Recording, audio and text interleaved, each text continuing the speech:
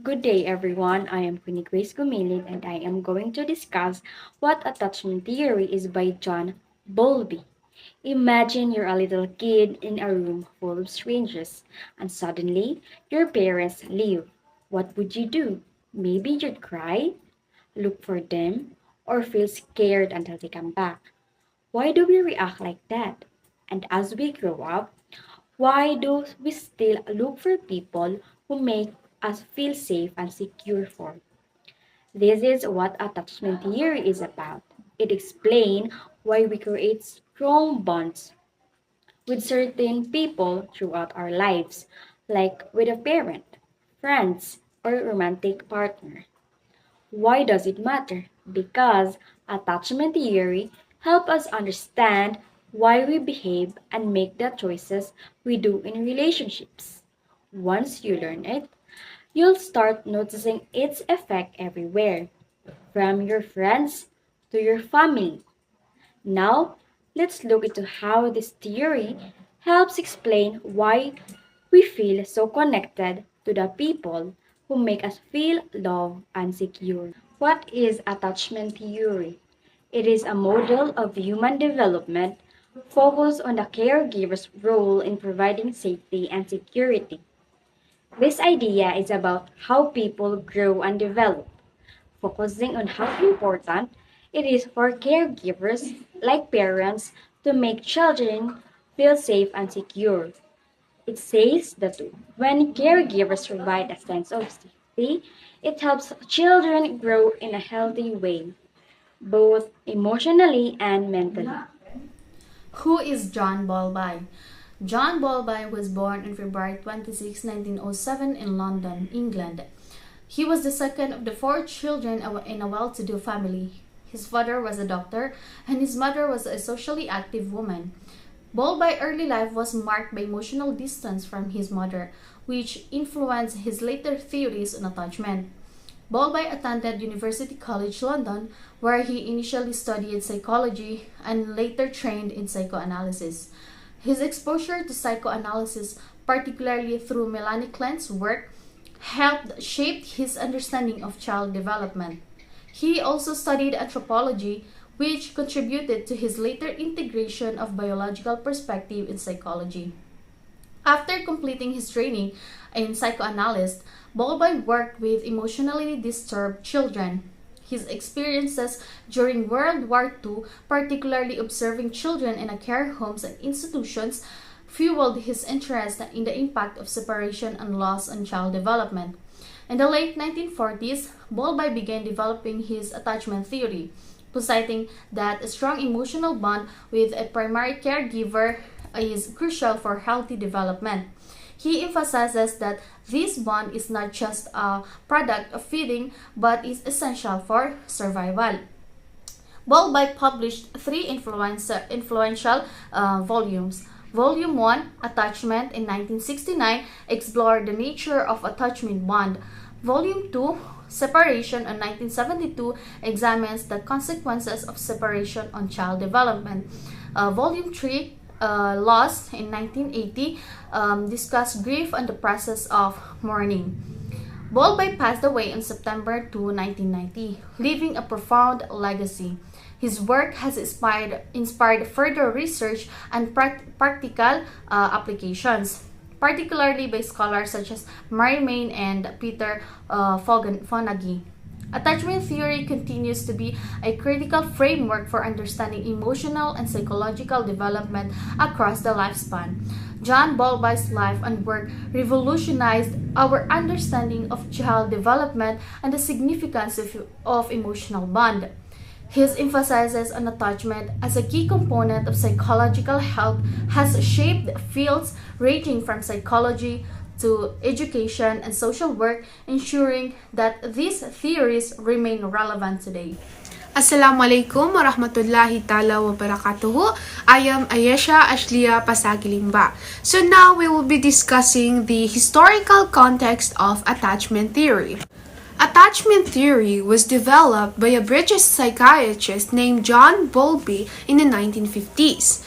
He worked with children who had emotional problems and noticed that that their early relationships with their caregivers were crucial for their growth and mental health. Did you know that Bowley's ideas were partly inspired by animal behavior? Because he observed how animals like dogs and monkeys stick close to their mothers, and he thought human babies might do the same for survival reasons. Did you also know that Bowley originally wanted to be a surgeon but switched to psychiatry after working with troubled children? This shift led him down the path of studying attachment as well as relationships. So, Bowley's research was groundbreaking in showing how important childhood experiences are for people's development. So, according to Miss Queenie, why should we care? Because attachment theory is not a bunch of psychology terms, it is a key to understanding our behaviors, our choices, as well as connections. For example, have you ever noticed how you tend to stick to close certain friends in a big group settings? That's your attachment theory. That's your attachment system in action. Seeking out those who make you feel secure and loved. So ngayon, kilalanin naman natin si Mary Ainsworth, an American-Canadian psychologist, later expanded on Bowlby's ideas. She is known for her strange situation experiment, where she observed how young children reacted when briefly separated from their caregivers, o di kaya naman kapag may nasasalamuha silang ibang tao. Her research identified different attachment styles, so mamaya malalaman natin yan, which are patterns in how children form bonds with other people. So this work helped deepen our understanding of how early relationships affect us throughout in life. Did you know that attachment theory is not just applicable for human beings?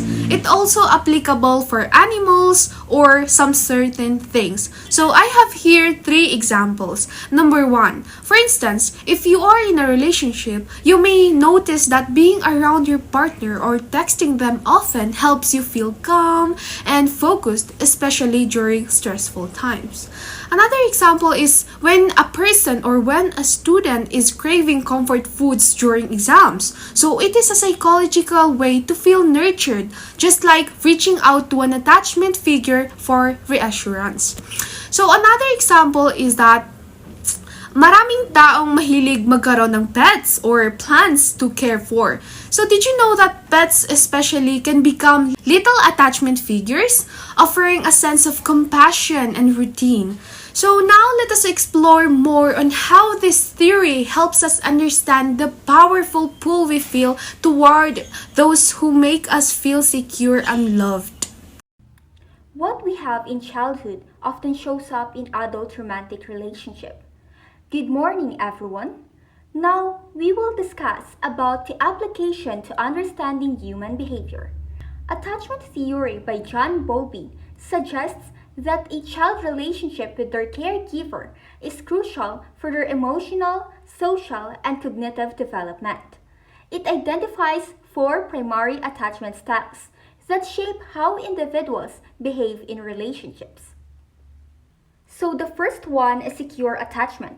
Bowlby describes secure attachment as the capacity to connect well and securely in relationship with others, while also having the capacity for autonomous action as situationally appropriate. The second one is anxious or ambivalent attachment.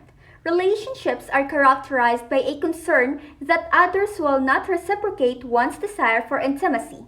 This is caused when an infant learns that their caregiver or parent is unreliable and does not consistently provide responsive care towards their needs. Avoidant attachment is the third one. Children with avoidant attachment style tend to avoid interactions with the caregivers and show no distress during separation. And this is attachment theory by Bowlby. So basically, according to the definition of attachment theory, it is a really great part of relationship research because it is something that has a deep background in research. So, to understand more better about those attachments that was mentioned earlier, Let's give you an example of those attachments according to John Bowlby. John Bowlby would basically have moms bring their babies into a laboratory, and the moms would place the baby down and leave the room and see how the baby reacted. The mother would come back, and as soon as the mom picked up the baby was soothed. So the baby was saying, "I want to be with you, but when you are here, I know you are here for good." And those are securely attached. There was another type of baby where the mom would leave, and so some babies would start crying. The mom would come back in the room and pick it up, and the baby would keep crying. So the mom will stay there, but the baby still felt upset, and that baby is anxiously attached. The third kind of baby is that the mom would leave the room and the baby would not cry, but they knew from other signals that the baby was upset, and when the mom came back to the room, the baby will ignore it, and that baby is called avoidant attachment. Warahmatullahi ta'ala wa barakatuhu. I am Mukit Kawasati Buhari, and today we will talk about disorganized attachment. So disorganized attachment is an insecure attachment style often resulting from inconsistent or unpredictable caregiving, especially in early unstable environments. So this style is the most complex and challenging, marked by erratic behavior when caregivers are inconsistent and responding to the child's needs. The child may become confused, not knowing how the caregiver will react in times of stress. As a result, individuals with disorganized attachment may struggle to feel safe and secure with others, desiring intimacy but also rejecting it out of fear, leading to emotional barriers and difficulty with vulnerability. So sign of disorganized attachment. So disorganized attachments can cause an individual to respond in ways that sometimes hard to understand. So in 2015, research suggests that you may have a disorganized attachment style if you exhibit these signs. So wanting to extremely close or extremely distant from others, difficulty being vulnerable with others, anxiety when others want to be close to you, challenging with emotional regulation, low self-esteem, fear of being abandoned, inconsistency in your relationship with others, depression, avoidance of others. These challenges can cause significant problem at work, schools, or relating to others in daily life. So what are the causes of disorganized attachment? So disorganized attachments is often the result of unpredictable parenting that can confuse infant and children creating fear. For ways to manage disorganized attachment, working through disorganized attachment is difficult. As a result, experience a lot of anxiety or self-critical thoughts. Managing disorganized attachment of some work, but with time you can manage the challenges of having a disorganized attachment style. Practice mindfulness, talk with a therapist, practice open communication in relationships, take a space when needed. So what are the 4 stages of the Bowlby attachment? So in Bowlby, 4 stages of Bowlby's attachment. So I'm gonna discussing the 2. So this theory describes how children develop bonds with their caregiver. First, we have the pre-attachment stage, birth to 6 weeks. In this initial phase, infants rely on initiate behavior like crying, grasping, and smiling to attract attention from caregivers. This is no preference for a specific person, and infants are content with comfort from anyone. For example, a new baby cries when hungry, and any adult who responds with a feeding or cooling can calm the baby. And then next one is the attachment in making stage. So 6 weeks to 8 months, infants begin to show preference for familiar caregiver, smiling and engaging more with them. Trust is developing, but the attachment isn't fully formed and infant is still often to comfort from others. So in example, a 5-month-old may smile more frequently at their mother than at strangers, but they still allow strangers to hold them without much distress. And that would be all. Thank you. Good day, everyone. Allow me to introduce myself. I'm Princess Johanna M. Rashid, and I'm going to discuss and continue about the attachment theory of Bowlby's, which is the cat clear attachment and also the formations of reciprocal relationship. So now let's tackle first the clear cut attachment, which occurs to 7 to 24 months.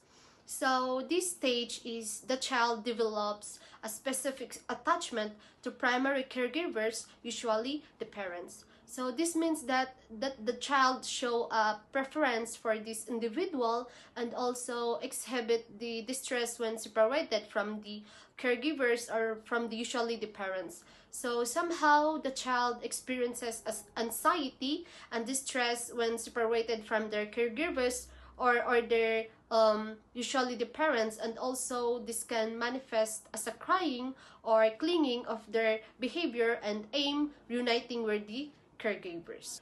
According to my research also is that the clear-cut attachment is crucial stage in child in development, and it lays the foundation for secure emotional foundation, social development, and cognitive growth. So, the quality of this attachment is may malaki talaga itong impact for child well-being throughout their life. And now let's move to the other stages of attachment, which is the formations of reciprocal relationship, which occurs to 24 months and so on.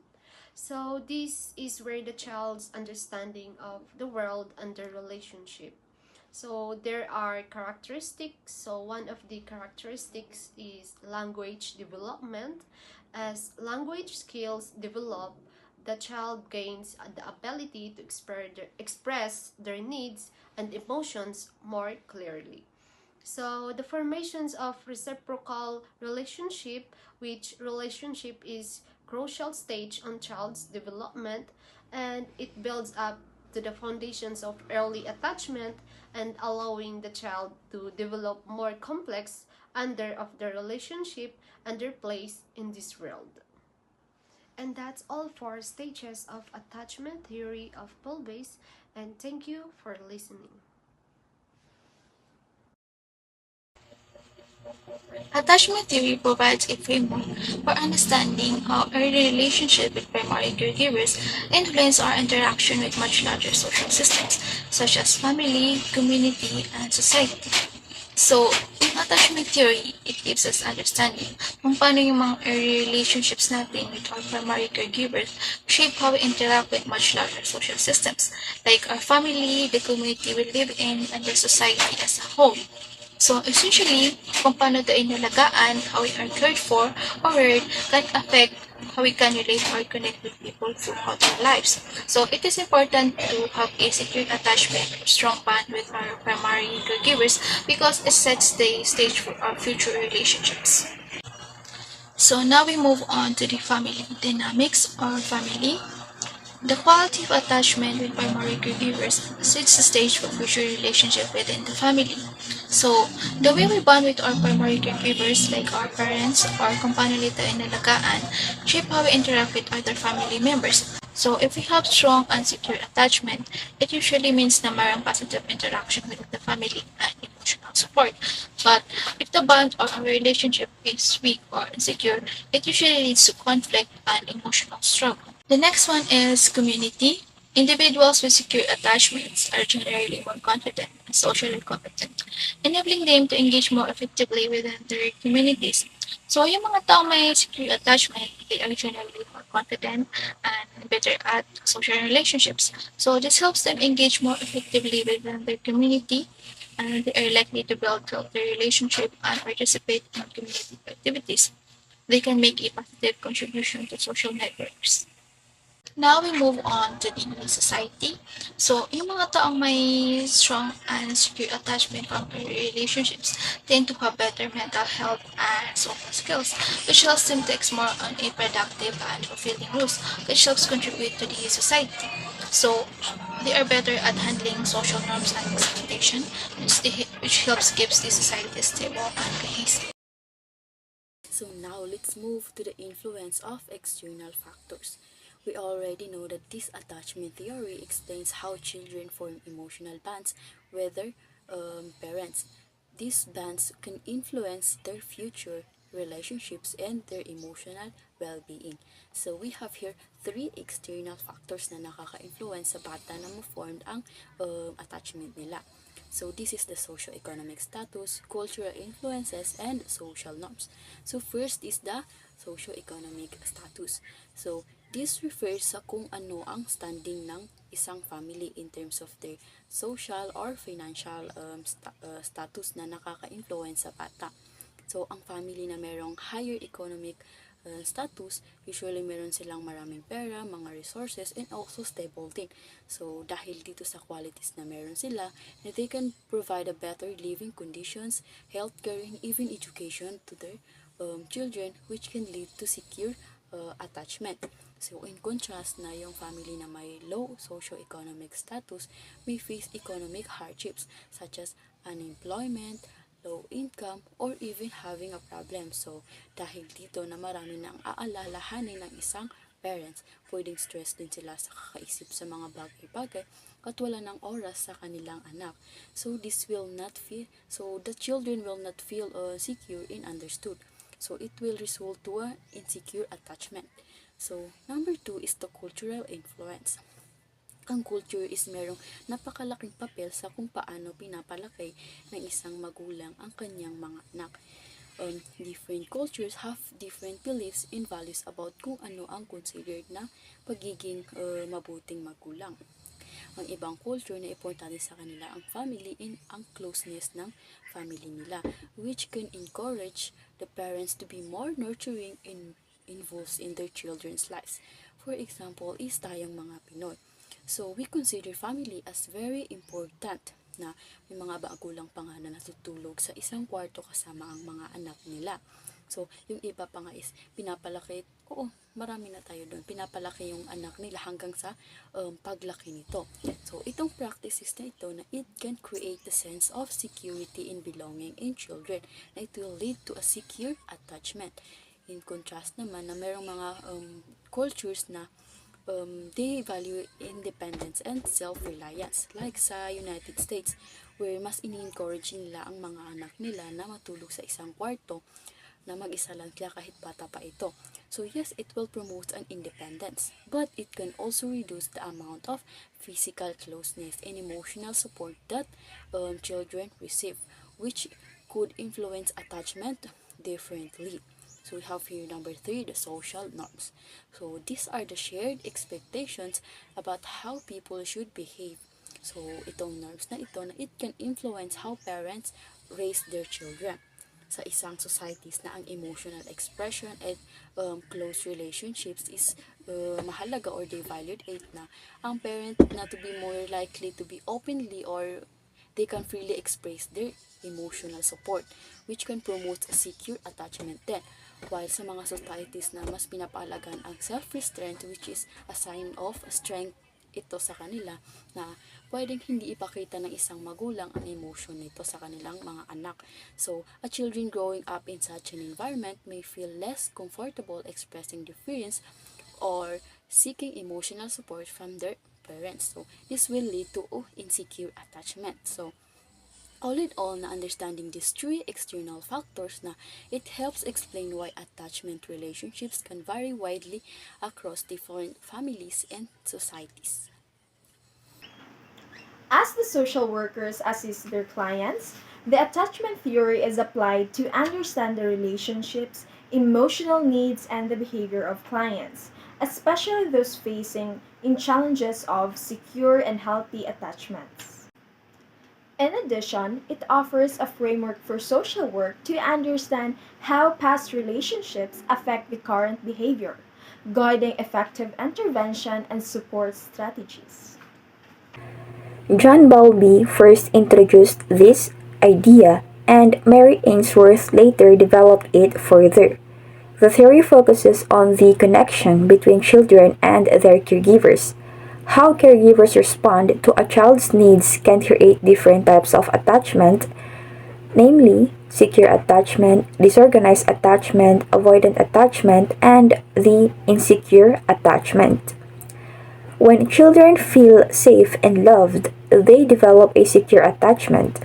This makes it easier for them to have healthy relationships as they get older. And also, some kids develop a disorganized attachment, which happens when caregivers provide both comfort and fear.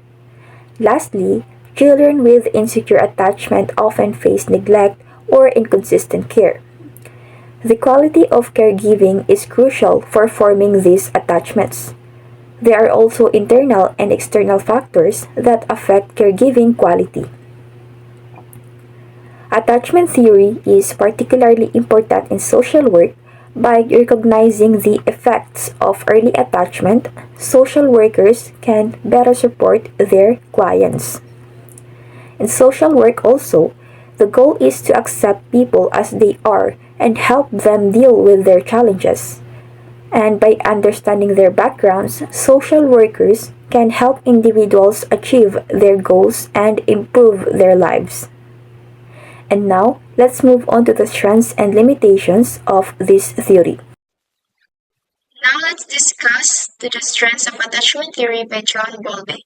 First, attachment theory explains how social relationships develops from infancy to adulthood.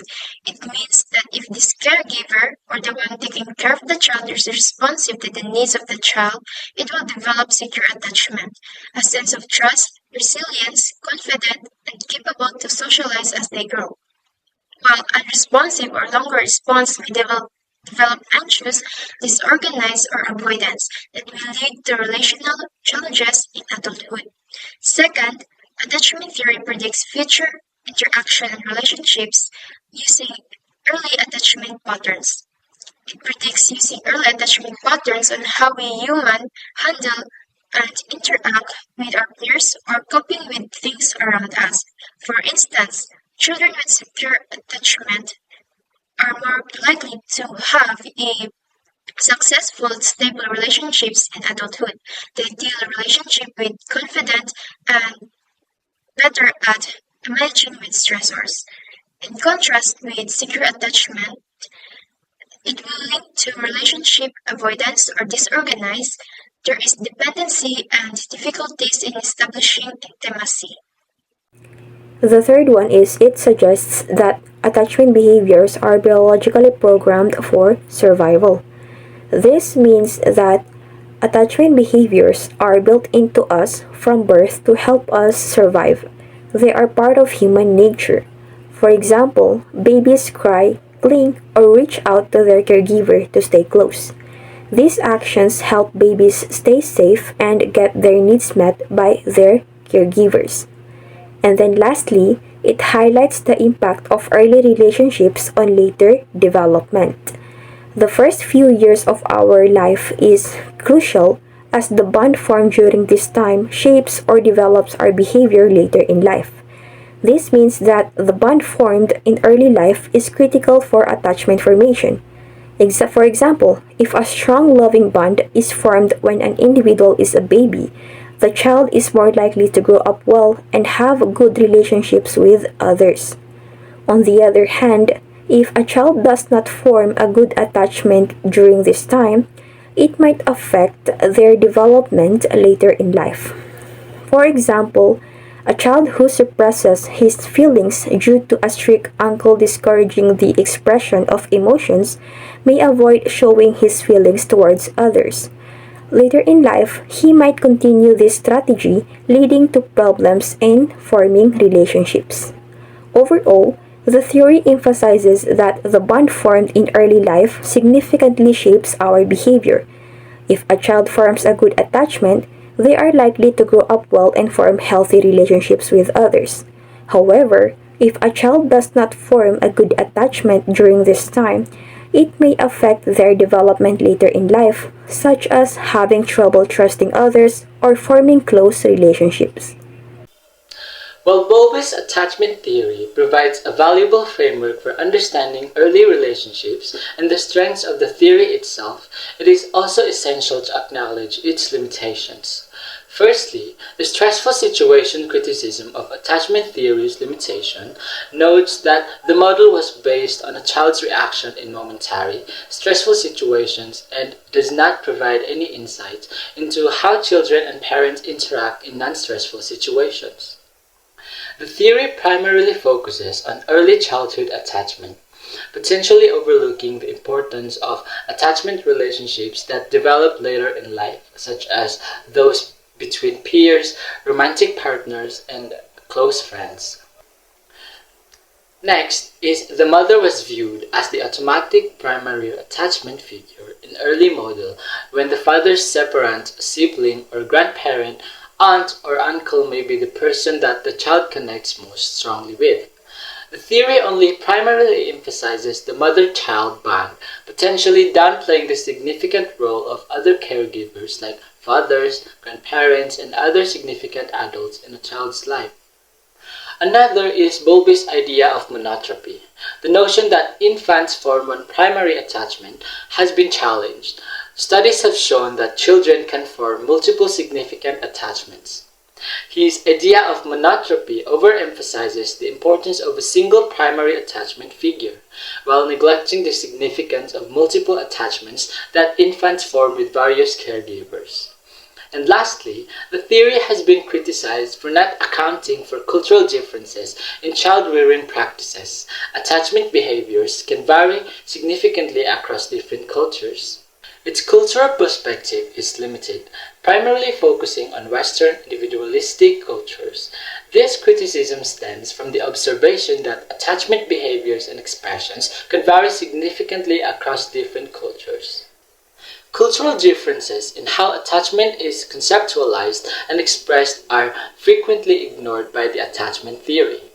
Infants may be reared communally in certain cultures, for instance, with several caregivers sharing responsibility for the child's upbringing and safety.